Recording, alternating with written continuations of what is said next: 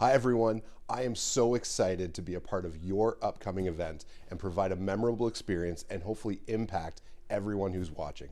My name's Jordan Gawley and I've got a multitude of topics I can speak to, whether it be DJ company specific, wedding professional specific, or real estate specific. I'd love to share my story and or speak about the real estate deals I've done, or also talk about very impactful next steps for you to take your company to the next level. So there's so many great topics that we've done. We've done websites and marketing and what's trending. This one is different. It's about how we can incorporate real estate to change your life forever in your already amazing business. So I'm happy to speak. Please watch the next couple clips and let me know. Let's set up a time to talk about how I can be a part of your event. Let's make a difference. I was just taking in everything they were saying. So hopefully one day someone will be like, yeah, I saw this guy Jordan from Canada and I bought an office. And if one dude says that, if one girl says that, I'm good. I'm happy. So I just wanted to share my story with you. Dude. This is this will be 3 years in February that we've been having people on almost consistently every week. I've never been more inspired than I am right now. What? You Facts. get awesome guests. I watch them. I don't give a shit. I'm telling you, Alan Bergs, the Jan Eyes, the Brian Bonacisis, I've never been more inspired. I'm texting people as you're talking, and I just texted the girl that handles all my money. I said, I'm going to send you a video in an hour. Whatever you're doing today, stop and watch what this guy's doing, because we're not doing it right. Like, we're not taking the money I'm making and putting it in the right places. And so I hope that I see a few people join late. I see a few people left. Those were the dumbasses. You guys are the smart. The people that showed up for this and hopefully watch this recording are going to get more out of this than possibly anything in their career. What? I'm in terms of not DJing and reassessing and reevaluating where your money goes. In other words, I've made millions of dollars over the year, and I do have an incredible amount of equity in a home I bought when I first got married 18 years ago. Insane amount of equity. But in terms of owning a building or owning a venue or anything like that, we've just not done it. Hi, good evening, ladies and gentlemen, and welcome. My name's Jordan Gawley, and I'm here to share with you a topic that I'm very passionate about. And to tell you that story, I want to tell you about my story. And to do that, I've got one goal here, and that's to encourage one of you or many of you to start to think about real estate. And whether that be in your DJ business or your wedding professional business, I would love to get you thinking about real estate. So I've got nothing to sell, but that's all I'm here for. Just to encourage, start the conversation, and see where you're at in your wedding business and in your real estate business. So thanks for joining me. Through my story, I hope to encourage you to think about real estate. I'd love to share the benefits of owning real estate and, again, start the conversation. Most DJs don't have a background in business. Many wedding professionals don't have a background in business. I definitely did not. So overview of the next hour. Don't worry, it won't be an hour. This presentation is about a half an hour, but I'm going to tell you who I am. I'm going to show you a 10-year timeline of what's happened in the past 10 years. And the importance of this is because 10 years ago, I was completely broke. 5 years ago, I was in a business that I was struggling with. I was having growing pains. I didn't know what my next step should be. And today, we own millions of dollars in real estate. So we've come a long way in the past 10 years. The third thing I'm going to do is I'm going to break down 2018. That was a huge year for us, a lot of aha moments, and that really changed the trajectory of where we went in our business. We're going to break down my first commercial real estate purchase, talk about what that looked like and the benefits of that. And then we're going to go over my second commercial real estate purchase, what that looked like, and how that turned into owning a restaurant and purchasing apartment buildings and doing things that I could have never dreamed about. All right, so who am I? Again, I'm Jordan Gawley, and I started with a small to medium-sized multi-op DJ company. We're located in Ontario, Canada, and we're about 1.5 hours from Toronto, which is the major city close to us. I did have the Norfolk Wedding Lounge, which is a shared office space and part of our journey. That's now since sold. We did create the Valentine Wedding Expo, which again has now sold, but it was an important part on our journey to where we're at. Today I'm a real estate investor, so we own rentals, Airbnbs, apartments, offices, a wedding venue, and Capital and Lounge 33. That's our latest purchase, and Lounge 33 is a restaurant, and Capital 33 is our beautiful event center where we host weddings. Now, the last 10 years, so I said I was going to break this down. I think it's important to go back to where we started, because 10 years ago, when we started our DJ business, I was broke when I first relocated. So 2009, picture this, no money, can barely afford a small 2-bedroom apartment. 2011, I DJ'd my very first wedding. That was my entrance into the wedding industry. How many of you can remember the very first event that you did? Florist, maybe the first time you signed the contract, did flowers for a beautiful wedding, or maybe that first time you went out and shadowed an existing floral company and just really got your feet wet in the wedding industry. It was 2011 for me. In 2013 to 2016, I started to really take my DJ business seriously. That's probably around the time I registered my business name, and I started to see a glimpse that this may be a much better alternative than working in the jail. 2016, I'd grown the company big enough that I was comfortable to leave my full-time job and be a full-time entrepreneur.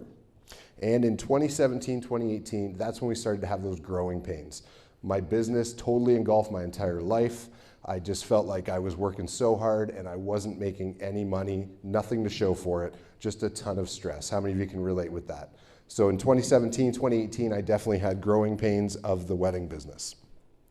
That led to 2018 buying my first commercial building. And in 2019, when we thought everything was going to be just absolutely amazing, just like many of yourselves, COVID crushed the entire wedding industry.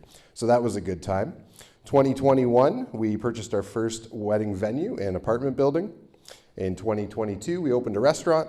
And 2023, most recently, we've acquired and taken over another DJ company. So that's how we can go from broke to doing okay, and here we are sharing the story with you today.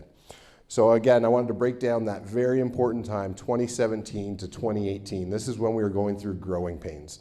And what I did, the first thing, there's 3 things, was I totally engulfed myself in YouTube. So I started watching YouTube videos. Valuetainment, he talked about business. We're going to break him down. I listened to a lot of Dan Locke, a lot of Dan Pena, and a lot of Grant Cardone. Grant Cardone talks a lot about real estate. Dan Pena, he's a powerhouse, alpha male. He swears a lot, but if you can get through all the fluff, you can see he's really sharing a really great story. And Dan and Patrick spoke a lot about business. So here's Dan Locke. The biggest takeaway from him was get a mentor. So ask the questions to a mentor who lives the life that you want to live, and shut up and do everything they say. What they tell you may not make sense because you're not at your mentor's level yet. So you just have to trust that if they live the life you want to live, you're going to do everything they say. Valuetainment, remember Patrick Bet-David, added him on Snapchat, ended up in a phone call, and I explained I was going through growing pains. A lot of his videos spoke about systemizing your business, growing your business, and he said, Jordan, there's nothing to talk about. Go get the book Growing Pains. It's going to answer all your questions. So if you've not read Growing Pains, I highly suggest it. And it talks about the dollar store franchise, Starbucks, and how to grow an actual business. So part 2 of 2018, I went out and I got that mentor. And this is my neighbor, Brian. We used to play tennis together, play golf together, and one day I had to sit him down and say, Brian, you're officially my mentor, whether you like it or not. He lived the life I wanted to live.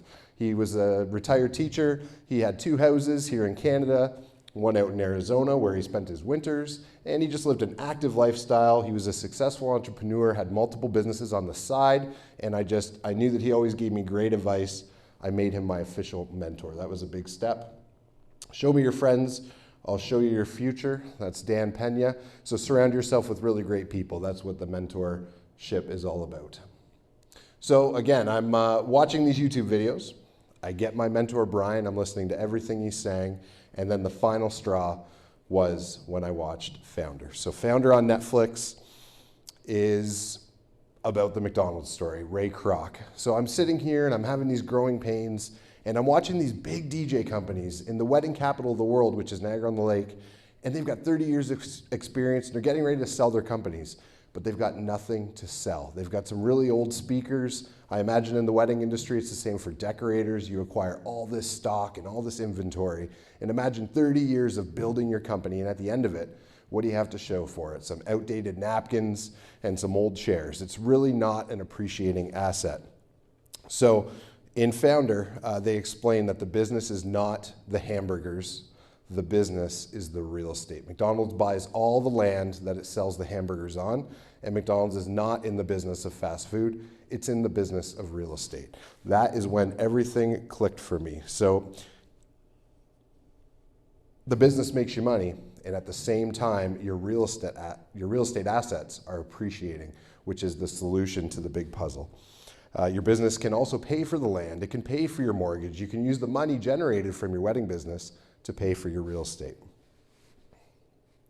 So after incorporating my business, again, all these three things happened. I'm watching online. I'm watching Jason Jani in his amazing office. I'm watching Joe Bunn, and I'm just realizing that I cannot continue to sell these high-end wedding packages in my shop. Concrete floor, beautiful little shop where I ran the business, cats walking around. That's not the place to sell these beautiful packages.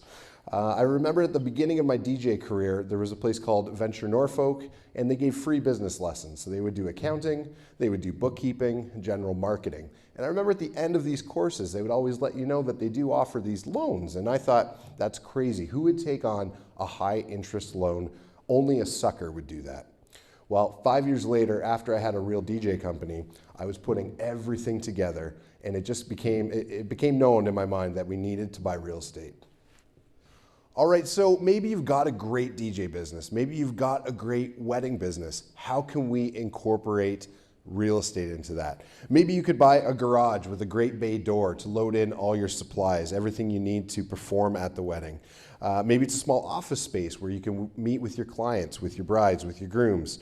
Maybe it's an industrial space where you can build something. Joe Bunn's building the command centers. Maybe it's an industrial building where you can build things. Maybe it's a wedding venue. Maybe just go big right off the hop. Now, I'm not saying you need to buy a $10 million winery to start, and I'm not suggesting you need $250,000 tucked away in your bank account. Does anyone here have $250,000? No, I didn't think so. So what I did, my story, I started small, I gained experience, I gained a reputation that I was able to pay back the loan, and I was able to follow through on my word. When I said I was going to do construction, we did the construction. I got out of the home office. I encourage you to get out of your basement. If you're already renting an office and you've already taken that leap, let's work towards owning your office. So everything you've done to create this great business of yours can be duplicated in real estate. So what I did at the time was I submitted an application for a loan with the private lending company. They provided support for small businesses. It was back in April, and I was on my way to the Mobile DJ Conference. So I'm headed to Vegas. I'm spending time with Mark Farrell. This guy's a game changer, and I'm out for a dinner with them and the whole group, and Alan Berg sits next to me in Las Vegas. I had no idea who Alan Berg was. But we got chatting, and I was excited to share with them that I just purchased my very first office, and I was excited to get back and start renovations. And Alan says, Jordan, you should open a wedding lounge. And I said what everyone else would say to Alan, Alan, what the heck is a wedding lounge? Well, the next thing I knew, I was back from Vegas. I was measuring the building. I was on the phone with a lovely woman from Washington, D.C., and I'm measuring to find out how many plugs I can fit, where I need to put the plugs, and how many desks I can fit in the shared office space. So here we are. I have a 9% interest loan. I've got a lien on my house, and I bought the biggest piece of crap you could ever imagine. It's an old Mason's Lodge. The windows are boarded up. I've got lots of great photos. I'm just going to share a few. But it was a big showroom. It was a dance hall. It was a general meeting place. And as a DJ, I walked in and I looked at it. And the ceilings were caving in. There was live electrical wires. Again, the windows were smashed out and boarded up. And all I saw was the potential that this place could be. So it was 2 floors, a main floor and an upper level. This is the kitchen after we ripped it out. And it had beautiful, the building was hundreds of years old, but the original tin ceilings were absolutely stunning. So we got to work. We called in the entire DJ team. We called in our Bobby Joe, our decorator, our operations manager, and we started to work. So we stripped that ceiling down. We went with a nice black paint, and we brought it back to life. We started landscaping the outside. Again, we got a really great deal on this building. I don't even want to tell you what we paid for it, but we had a lot of work ahead of us. We sanded the floors down and refinished them, brought them back to their original gleam. And little did you know, about a year later, we had a pretty amazing shared office space. So it wasn't an enormous amount of capital. It was a ton of hustle. We lived there. It was a long year and a lot of hustle, but the cash flow from the DJ business paid for the renovation. When a restaurant buys a building, the restaurant has to pay to build that building into what it needs to be that restaurant. So the exact same that all these big business folks know, we use the cash flow from our DJ business and built a nice office. So here we are, we have the Norfolk Wedding Lounge. It's a shared office space. Originally, I didn't love the idea. Black Creek Music, we love to work with all the amazing photographers and all the amazing decorators. So partnering with one photographer and one decorator to create a super team, that didn't really appeal to me. But when I found out that a shared office space, we can have different memberships, and we were able to offer something for everyone. We could have multiple photographers and multiple decorators. The shared office space really went well. It was a really great experience. And after we bought the building and things were coming together, we're gearing up for a huge year. We've got a full team. We've got our systems installed in many of the surrounding venues. We finally have an office. We have an operations manager. I'm learning with Bill Herman, and I'm finally charging what I'm supposed to be charging for my DJ service. Everything's really looking great. It's all coming together, but it's pointing in one direction. And after the renovation, I was learning that to really give our clients what they deserve on their wedding day, the thought entered my mind that we should own a wedding venue. To have full control over the venue and the wedding experience from front to back, that would be really great. Oh yeah, enter COVID-19. So if anyone went through it like we did, it was a pretty terrible experience. Looking back in hindsight, it wasn't too bad. It was a really great learning experience. We went into survival mode. We scrambled. I'm sure many of the things, we approached bankruptcy. We didn't know what we were gonna do, but we came out on top. Now there's a bunch of benefits of owning your real estate that became very clear during COVID. The control you have when you own your real estate, the equity that you're building over time when you own your real estate, and the hedge against inflation that real estate ownership creates. Even in a global pandemic, these become heightened. So the benefits of owning your real estate, I'd like to break down: the control you have, the equity, and the hedge against inflation. So first off, control. Right out of founder, land, that's where the money's at. And more than that, control. I don't mean control in a negative sense, but control in that being over your own life. So when COVID happened, I wasn't worried about what the landlord was going to do. I wasn't worried about where my lease payments were going to come from. I wasn't guessing on what was going to happen. I was my own landlord. I gave myself a break on the rent. I asked the lender for a little bit of a break on the mortgage. They were happy to do so. A lot of people who rent offices, they weren't sure what their landlord was going to do. So it was really nice to have that control. Equity. As your land and building appreciates in value, the banks and lenders become more willing to give you loans for future projects. Remember, in 2017, 2018, I'm having growing pains. I didn't have a ton of cash flow. I wasn't sure I was going to pay my income tax. I couldn't even borrow money to buy a truck because I was my own business owner. So if you told me years later I'd own my own office, I would tell you you're crazy. But by building equity in your real estate, it really opens a lot of doors. Hedge against inflation. I'm not a financial advisor. In Canada, it's a lot different than the States, a little tighter on the lending, but owning the real estate is a great way to hedge against inflation. The real estate holds its value, and if anything, goes up in value over time. So here we are. What are the benefits of owning real estate? Well, I bought that first building for $80,000, and when it became time to sell, to move on to our next project, we were able to sell the building for $400,000. There's one direct benefit of owning your real estate. And here we are, November 16th, 2021, in the middle of COVID. We opened our event center, our restaurant, our lounge, bar.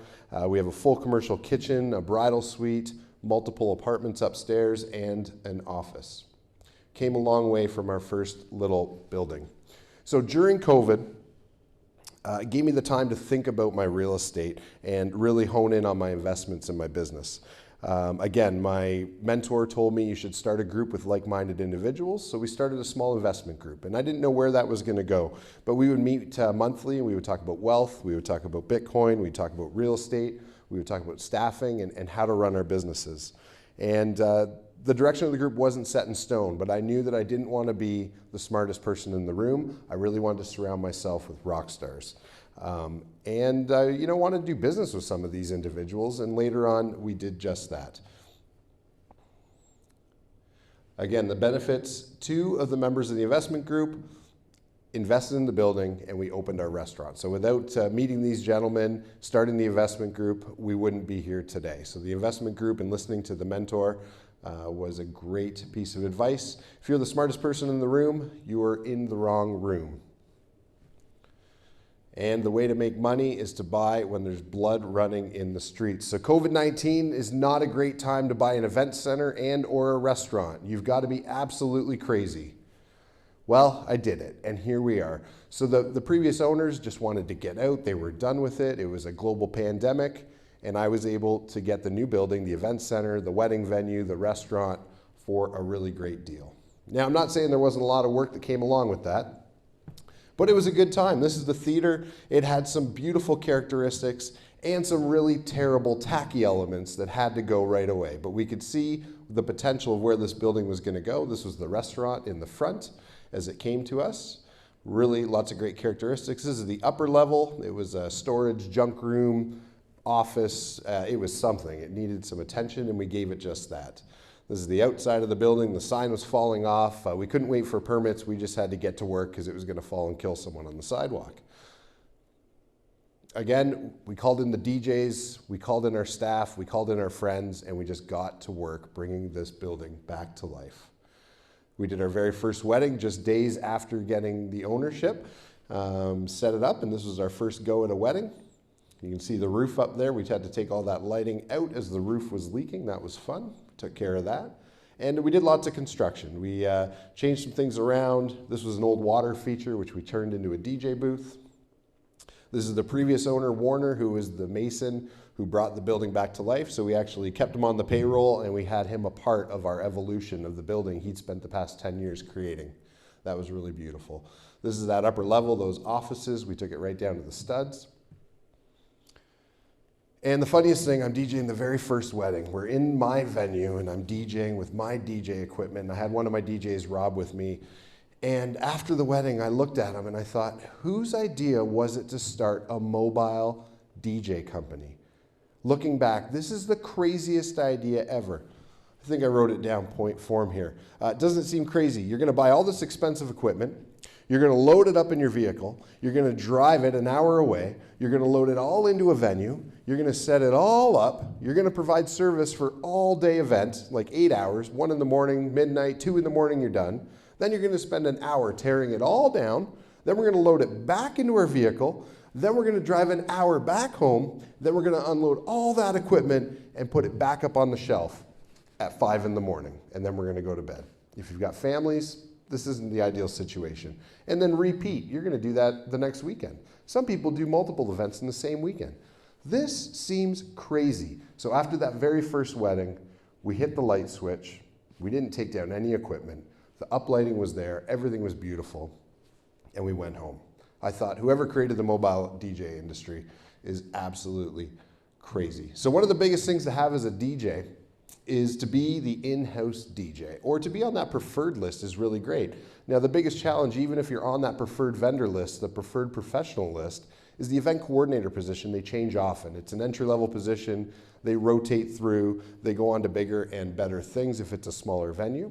So you're constantly trying to nurture that relationship when you get that position. So you know what the solution to that is? You should just buy the venue. You are always the in-house DJ. You're always the recommended DJ. Yeah, buy the venue. Think outside the box. Think bigger. Incorporate real estate into your long-term plan. Trust me, it's a really great idea. So here's some more before and afters of the theater that we just entered into. That's the front of the building. This is our bridal suite that we created from the upper office level. And here's the before and after of what the theater looks like. So there's still lots of work, but it has become a part of the journey, and it's been so much fun creating this wedding venue. So that's my story. What's your story? And why not incorporate real estate into your DJ business. So the 4 things to go off and do right now, if this inspired or if this made you think a little bit differently about your life, how much does your business cash flow? Could you get an extra $1,000 a month out of your business? Could you get an extra $2,000? Could you handle carrying a mortgage? If you can pay rent at a building, you can pay your mortgage and you can buy real estate with your wedding business. Number 2, find out the value of your home. Is there any equity in your home that you can pull from to be able to temporarily launch your commercial real estate career? Number 3, start following your local real estate market. You're not going to find a deal unless you're looking. So even if you're not ready to buy today, I suggest you all start following the real estate market and looking for your next opportunity. And number 4, start talking about money. It's such a topic that no one talks about. It's the biggest reason why relationships fail. Start talking about money. If you want success, start having those conversations. Get it out there. Who lends money? Is your bank willing to lend you money where you have your business bank account? Is there private lenders out there? Are there business support programs? Just start talking about money so when the time comes, everything will click. And I really hope that someone incorporates real estate into their wedding business. Thank you so much.